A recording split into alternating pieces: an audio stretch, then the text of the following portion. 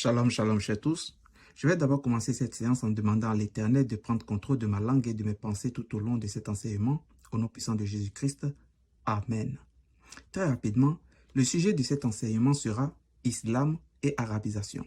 Ceux qui resteront jusqu'à la fin comprendront certainement la véritable raison pour laquelle j'ai décidé de traiter ce thème en premier. Cet exposé sera basé sur mon expérience avec les musulmans et les grands points fondamentaux des sources islamiques, spécifiquement le Coran, pour montrer comment l'islam est un système inventé dans le but de contrôler, de dominer et de conquérir le monde, et aussi pour montrer comment plusieurs musulmans non arabes ont embrassé ce système sans pour autant comprendre eux-mêmes ce qui suit. Ceci étant dit, nous allons très rapidement lire dans Sourate 12, verset 2. Voici ce que ça dit. Nous l'avons fait descendre un Coran en langue arabe afin que vous raisonniez. Donc, selon ce verset-ci, nous voyons très clairement que nous sommes appelés à raisonner sur le Coran en arabe, en langue arabe. Je dis exactement ce que le Coran dit. Le verset n'a pas dit que nous sommes appelés à raisonner sur le Coran en français ou en langue traduite, mais plutôt en langue arabe. Donc, nous voyons déjà l'implication de la langue arabe dans la compréhension des textes coraniques. C'est-à-dire quoi? L'auteur du Coran cherche à nous imposer la langue arabe pour comprendre les textes coraniques. Donc, pour comprendre les textes coraniques, nous qui sommes des non-arabes, nous sommes forcément appelés à apprendre la langue arabe.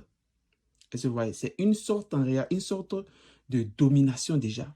Il cherche à nous dominer, à nous imposer, à nous contrôler et à nous endoctriner spécifiquement. C'est surtout ça le terme. L'idéologie, c'est la vraie idéologie derrière la tête de cet auteur, c'est en réalité de nous endoctriner. C'est ceci qu'on appelle l'endoctrinement. Nous allons très rapidement lire aussi dans Sourate 41, verset 44 pour mieux comprendre. Voici ce que ça dit.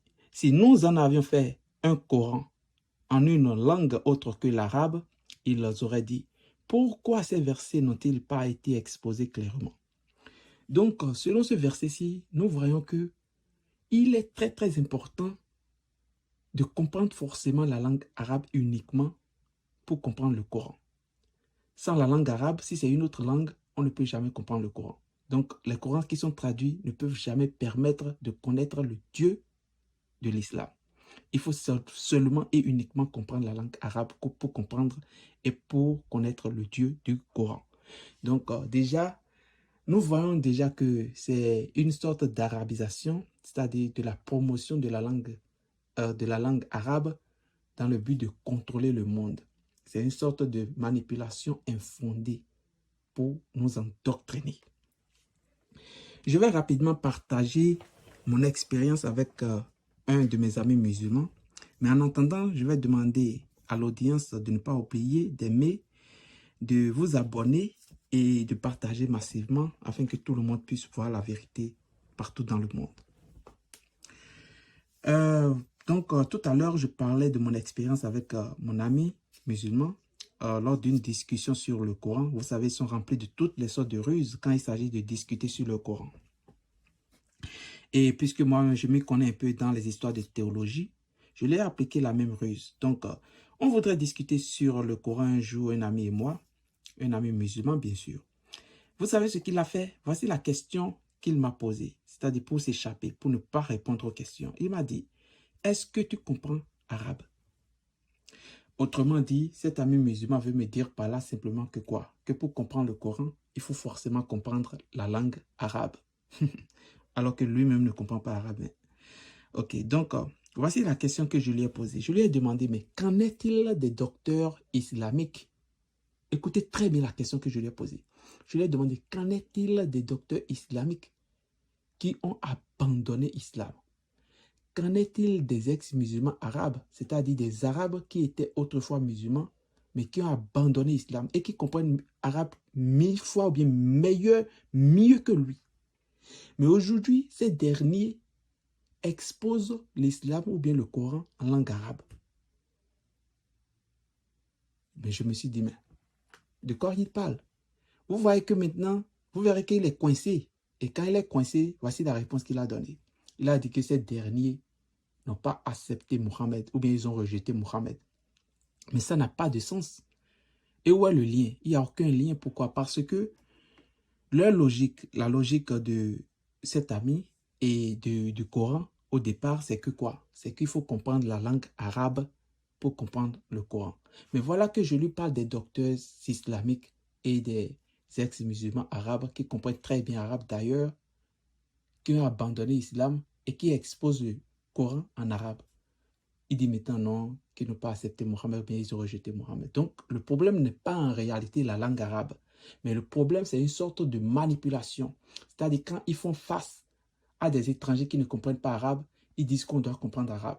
Quand ils font face maintenant à des gens qui comprennent arabe, ils vont commencer par dire que oh non, tu rejettes Mohammed, tu es jaloux, tu es ceci, et ce voilà. Donc le problème n'est pas en réalité l'arabe, mais le problème c'est dans leur propre tête. Ils ont un autre problème. Je vais continuer à vous montrer encore même plus la gravité de ce que je suis en train d'exposer ici. Parce que ce n'est encore rien tout ce que je viens de dire, mais vous verrez la gravité tout à l'heure. Lisons très rapidement dans Sourate 3, verset 7. Voici ce que ça dit. On dit, c'est lui qui a fait descendre sur toi le livre. Il s'y trouve des versets sans équivoque qui sont la base du livre et d'autres versets qui peuvent prêter à des interprétations diverses. Les gens donc qui ont au cœur une inclinaison vers l'égarement mettent l'accent sur les versets à équivoque, cherchant la dissension en essayant de leur trouver une interprétation alors que nul n'en connaît l'interprétation à part Allah. Mais ceux qui sont bien enracinés dans la science disent « Nous y croyons ». Tout est de la part de notre Seigneur, mais seuls les doués d'intelligence s'en rappellent. D'abord, selon ce verset, ça fait même trop rire d'abord.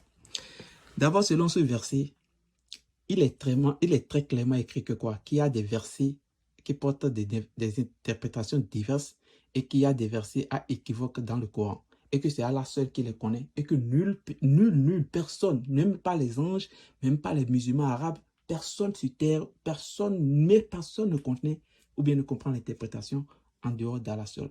Ça veut dire simplement que quoi? Que aucun être ne comprend le Coran. Ni les musulmans, ni les non-musulmans, ni les anges, mais c'est Allah seul qui comprend le Coran de A à Z. Est-ce que vous voyez? C'est cela qui montre en réalité la gravité de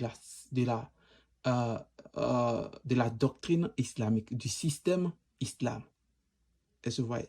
C'est un système en réalité qui a été inventé, rempli de mensonges et de toutes sortes de ruses. Sinon, regardez, voici le Coran même dit que lui-même qui parle ne comprend pas le Coran.